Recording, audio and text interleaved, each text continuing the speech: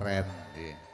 Wohing aren niki sampun kala sampun kompak kesepakatan saking para pradonga badhe ngaturaken wohing aren. Inggih saderengipun katuraken mangke sepisan malih monggo ingkang badhe kersa danaswara ta nyengkuyung wontenipun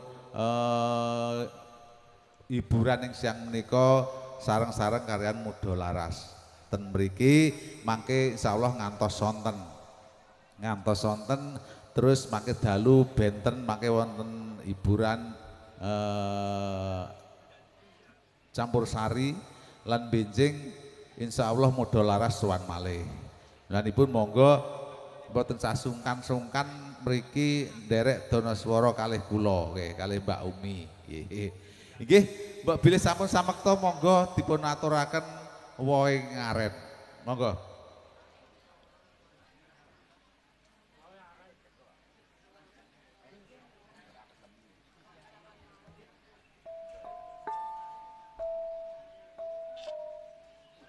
Nggih.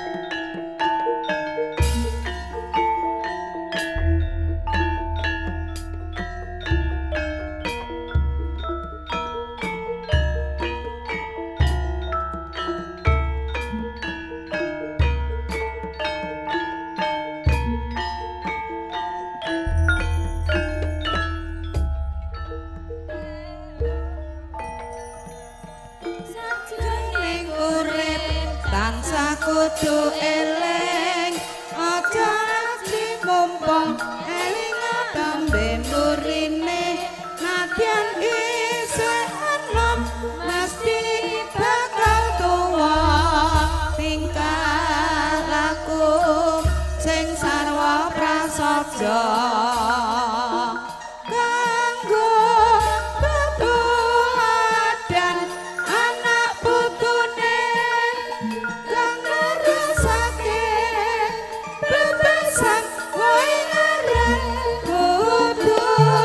Eleng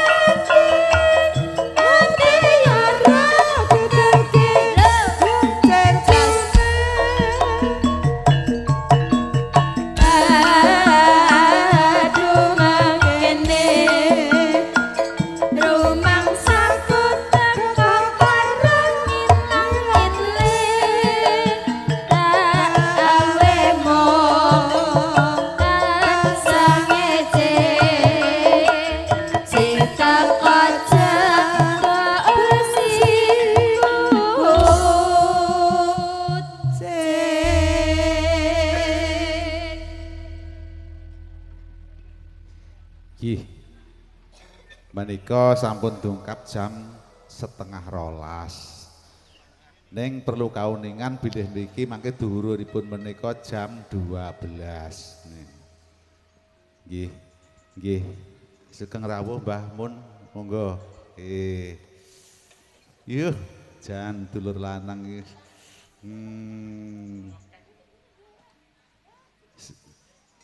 Alhamdulillah. Monggo sekecakan rumiyin Mbah Mun, monggo. Nggih. Darumbien kayak mangke terus mriki.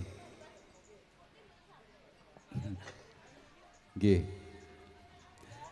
Inggih, kalau sampun katur suwuk dhateng panjenengan sami lelagon ingkang metle kathah sanget nggih. Menika mangke buri. Nggih enten buri. Lah nggih niku benere ngoten nang ndi-ndi nek ngintilke nang buri. Mlakno manut. Manut. Niki napa Pak Tik? Nah, monggo. Nggih. Pelok nggih.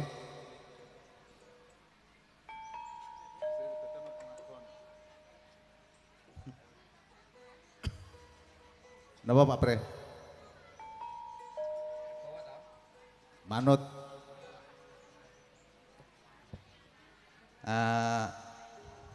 Kangen nggih bawane.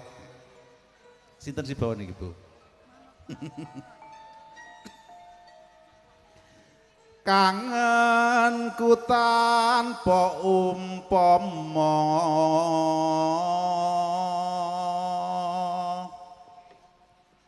Mbah Mun iki suwi ora petuk kangen. Mung sliramu kang dadi telenge ngati.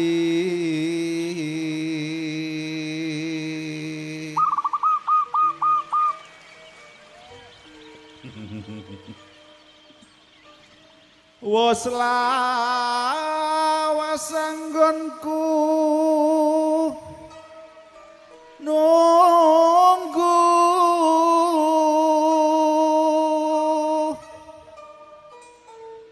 nanging among leledo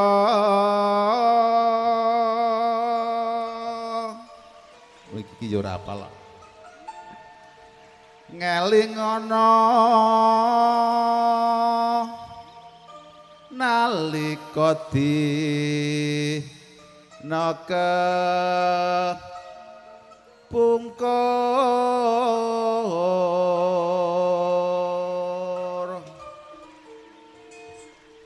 sliramu nate ngendika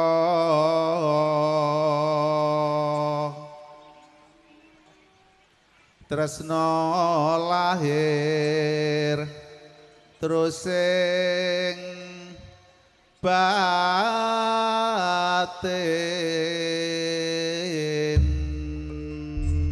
Mbak Dwi nggih niki bawane kangen sampun niki mangke titibane ninggal katresnan nggih. Manut mawon Manuk. jenengan ngeresaken menapa ngoten. Manut aja monak Ya manuk Allah. Nanging kula niki nderek jenengan mawon kok menawi mboten nderek mungkin jenengan tilap. Iya manut ning aja manuk bolak-balik wis alah, manuk. ora ngono. Wong-wong buri kae kok tanggapan ngono mara nggone ngono becek ora nggodho to malah nggawa manuk. Tak kurang ajar kowe. Manuk era keri. Lah iya to. Asih Monggo. marah iki lho kok ya. Ditibane ninggal katresnan nggih. Oh ngaten. Nggih. Monggo Mbak Dwi. Sak tiba-tibane sing penting Wis mboten glunding ngoten matuk mawon tok. ya. Matuk tok. Oke. Nggih. Oke. Niki buka mriki? Iya, buka celuk. Buka tipe? Buka tipe. Oke.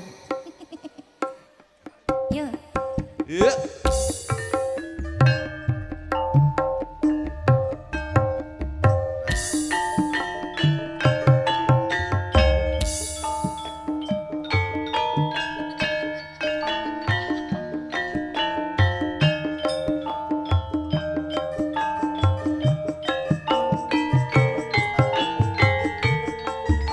Ayo yo. Mudah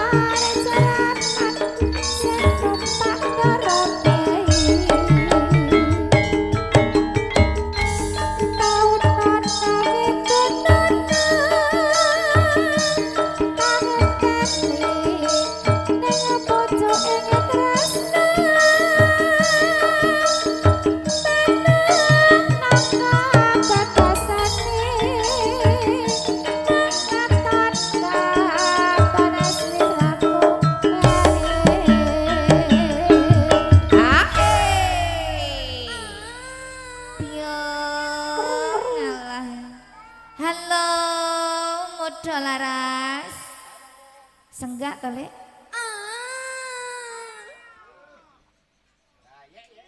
Oh, kok bayak iki mah lahiran. Nggih niki sampun mancing dhuwur napa dereng? Sampun. Dereng. Oh, dereng. Ya Allah, tak kira nggih pun ngoten kaya. Ora ngono masa iki malah sing arep anu adan sik nek kene yo. Sing adan sik nek kene yo. Lah. Oh, ngoten. Ya Allah. Paling pelik iki nek arek adan iki ngenteni awake dhewe sik. Apa saiki wis apa piye? Ayo. Pintakne sik, ayo. Oke. Aja lali pabalengku.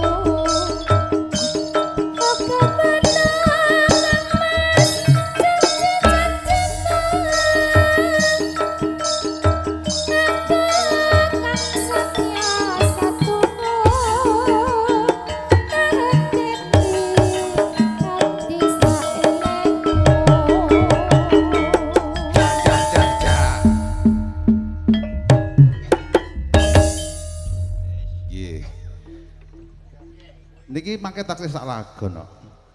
Mbah mun niki mangke sak lagon nggih sak lagon mangke. Tombo ati nggih Pak Tris. Oh tombo ati Pak Tik. Nggih saderengipun Pak Prih, Pak saderengipun tombo ati nggih. Kula aturaken Bapak Ibu sekalian mbok bilih wonten pitakenan utawi tanda canang jar panjenengan sami. Yogane kabeh kok nganggo kalung, nganggo selendang. Niku diwastani samir nggih, Pak. Ya, samir. Nika estu nika saking Keraton Solo. Dados Muda Laras menika wonten perhatian, diperhatikan saking Keraton Solo. Dadi wonten perhatian awit Muda Laras kersa nguri-nguri budaya Jawa. Ingkang dipun pandegani kalih Pak Tega niki milanipun sedaya dipun paringi samir utawi kalung. Kalau selendang niki asmane samir niki jenenge terus sing ngaten. Wis pisan malih menika Muda Laras ada perhatian, maksudnya dipun perhatikan kalian Keraton Solo. Nggih. Nah, makasih, nah, tepuk tangannya nggih. Inggih saking para punden kita lajengaken setunggal lagon mangke nyuwun pangapunten salebetipun adan luhur mangke mandhap rumiyin ingkang saperlu nindakaken wajib salat luhur mangke sasampunipun salat luhur mangke badhe minggah malih. Ingkang pungkasan monggo tombo ati.